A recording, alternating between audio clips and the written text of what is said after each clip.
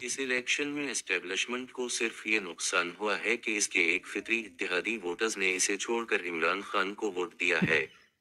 باقی رہی یہ بات کہ کیا اسٹیبلشمنٹ غیر مقبول اور کمزور ہو گئی ہے۔ اس کا جواب ہے کہ اسٹیبلشمنٹ کبھی اپنی مقبولیت کے بل بوتے پر طاقتور نہیں ہوتی۔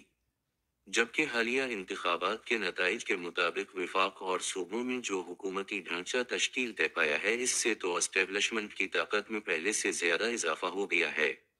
اب 4 سنگین چیلنجز درپیش ہیں۔ ایک معاشی بدحالی، دوسرا خارجی یا سفارتی تنہائی، تیسرا صوبہ خیبر پختونخوا اور بلوچستان میں دہشت گردی کا خاتمہ، چوتھا سیاسی استحکام کا فروغ۔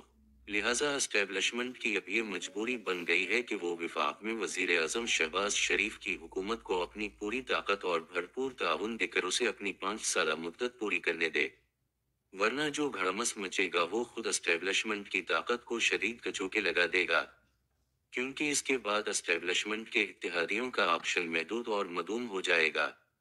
اور اسٹیبلشمنٹ ایسا کہاں چاہتی ہے یا کہاں چاہے گی؟